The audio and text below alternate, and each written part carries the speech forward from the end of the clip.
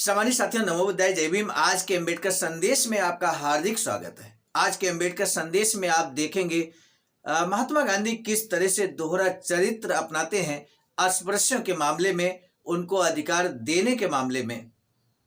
जिस तरह से उन्होंने एरवदा जेल में रहते हुए भी आमरण अनशन 20 सितंबर 1932 को किया, 24 सितंबर 1932 तक चला और उन्होंने दोहरा मताधिकार तथा पृथक निर्वाचन क्षेत्र को छीनने का कार्य किया। लेकिन जब बात आई यहाँ पर अस्पृश्यों के लिए मंदिर खोले जाने की, तो उस संबंध में एक प्रकरण आज हम आपके समक्ष रखेंगे। जो सच्ची घटना है वो आपके सामने रखेंगे। बाबा साहब डॉक्टर अम्बेडकर संपूर्ण वाङ्मय खंड 16 से, और उसमें आप देखेंगे किस तरह से अपने ही बयान से बार बार पलट रहे हैं महात्मा गांधी, और किस तरह से यानी कि जब अधिकार देने की बात आई तो आमरण अनशन करने का एक तरह से आश्वासन देने के बाद भी, घोषणा करने के बाद भी उस आमरण अनशन को नहीं करते हैं और स्थगित कर देते हैं। क्या कुछ घटित होता है, संपूर्ण घटनाक्रम आज के अम्बेडकर संदेश में अब हम आपके समक्ष प्रस्तुत करने जा रहे हैं। सम्मानित साथियों, पेज नंबर 123 से 124 तक आप स्वयं भी अवलोकन कर सकते हैं। आज के अम्बेडकर संदेश में अब हम सीधे ले चल रहे हैं कि गुरुवायूर मंदिर सत्याग्रह कैसे आरंभ हुआ और किस तरह से महात्मा गांधी दोहरा चरित्र यहाँ पर अस्पृश्यों के अधिकारों के मामले में अपनाते हैं। आज का अम्बेडकर संदेश इसी पॉइंट को लेकर, इसी बिंदु को लेकर खास होने वाला है। लेकिन उससे पहले कि हम आगे बढ़े, आपसे विनम्रता पूर्वक निवेदन है कि यदि आप हमारे इस चैनल आवाज के ऑफिशियल पर पहली बार आए हैं तो चैनल को बेल आइकन के साथ सब्सक्राइब करना ना भूलें।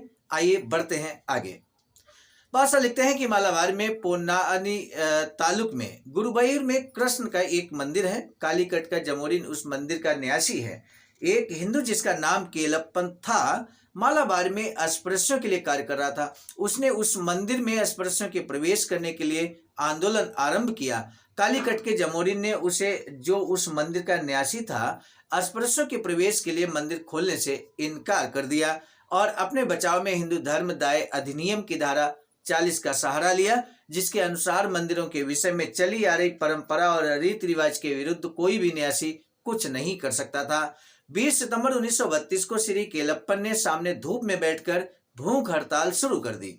जमोरिन ने उस फजीयत और कठिनाई से छुटकारा पाने के लिए गांधी जी से अपील की कि वह केलप्पन को कुछ समय तक अनशन स्थगित करने के लिए कहें। श्री गांधी के अनुरोध पर केलप्पन ने 10 दिन अनशन करने के बाद अक्टूबर 1 अक्टूबर 1932 को 3 महीने के लिए अपना अनशन स्थगित कर दिया। जमोरिन ने कुछ नहीं किया। श्री गांधी ने उसे एक तार भेजते हुए कहा कि वे कानूनी अथवा अन्य कठिनाइयों को दूर करें। श्री गांधी ने जमोरिन को भी कहा कि श्री केलप्पन ने उनके अनुरोध पर अनशन स्थगित किया था, इसलिए अस्पृश्यों को मंदिर प्रवेश का अधिकार दिलाने के लिए वह जिम्मेदार हो गए हैं। मतलब महात्मा गांधी स्वयं जिम्मेदार हो गए हैं। नवंबर 5, 1932 को श्री गांधी ने प्रेस को निम्नलिखित बयान छपने के लिए दिया। केरल के गुरुवायूर मंदिर में प्रवेश के लिए यह दूसरा अनशन होने वाला है। श्री केलप्पन ने मेरे तात्कालिक अनुरोध पर 3 महीने के लिए अनशन स्थगित किया था। वह अनशन उन्हें मौत के दरवाजे तक ले जाने वाला था। यदि जनवरी 1, 1933 तक अथवा इसके पहले अस्पृश्यों के लिए उन्हीं शर्तों पर मंदिर नहीं खोला गया जिन शर्तों पर सवर्णों के लिए खुला है, तो मुझे विवश होकर श्री केलप्पन के साथ ही अनशन करना पड़ेगा।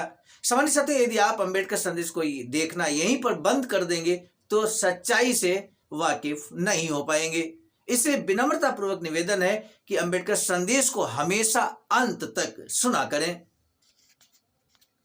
बादशाह लिखते हैं कि जमोरिन ने इसे मानने से इनकार कर दिया। मतलब महात्मा गांधी के निर्देश को, आदेश को मानने से इनकार कर दिया और उपरोक्त बयान के जवाब में प्रेस को निम्नांकित बयान छपने के लिए भेजा।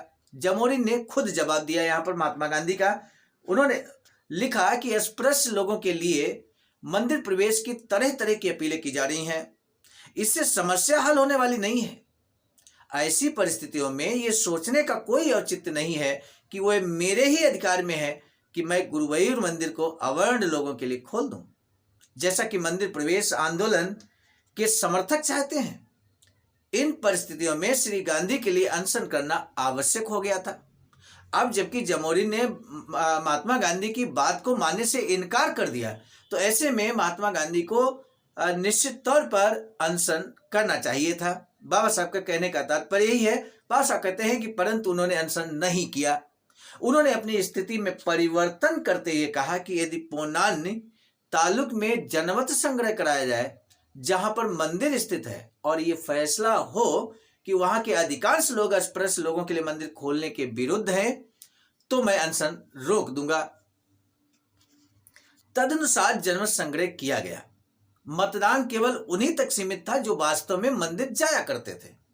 जो मंदिर के अधिकारी नहीं थे और जो मंदिर नहीं जाते थे वे मतदाता सूची से निकाल दिए गए। ये रिपोर्ट दी गई कि प्रतिशत मतदान करने योग्य था उनमें से 73% ने मतदान किया। परिणाम ये घोषित किया गया कि 56% मंदिर प्रवेश के पक्ष में है, 9% विरोध में है, 8% निष्पक्ष हैं और 27% ने मतदान में भाग नहीं लिया। 73% ने भाग लिया था। तो सामान्य साथी यहां पर क्लियर हो गया, जनमत संग्रह हुआ। 56% लोग इस बात के लिए सहमत थे कि अस्पृश्य भी मंदिर जा सकते हैं। आइए आगे घटनाक्रम देखिए।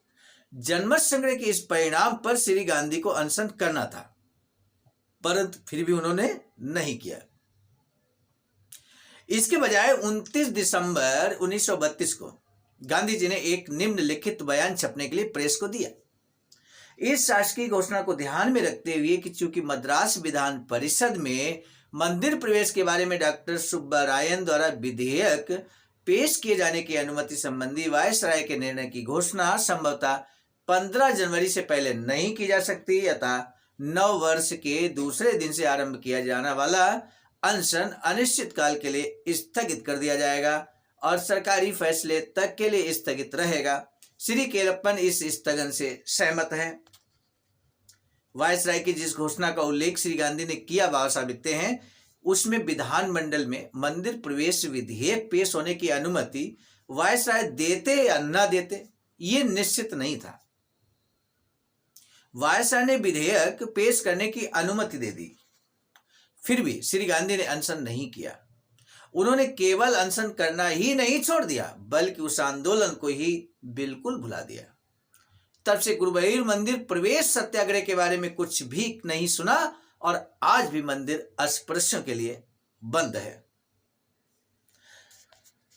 सामान्य साथियों, आज का अंबेडकर संदेश हम यहीं पर समाप्त करेंगे, क्योंकि आपने देखा किस तरह से महात्मा गांधी की प्रतिबद्धता जो वो दिखाते थे वो एक्चुअल में होती नहीं थी, खासकर अस्पृश्यों के मामले में।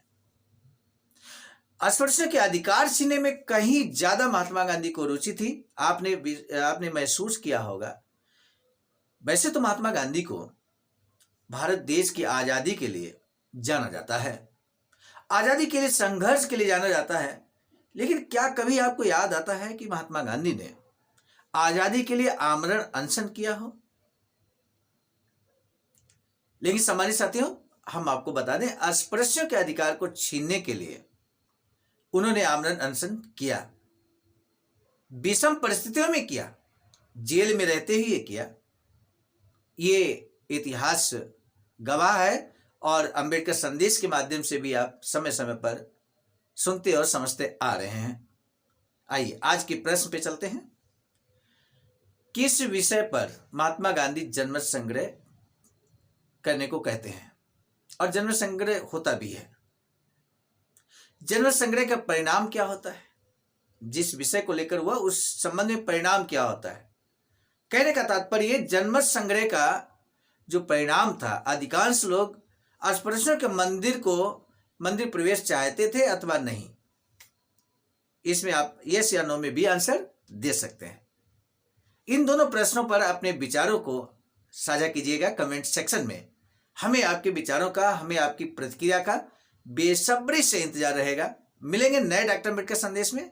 आप सभी को सादर नमो बुद्धाय, जय भीम।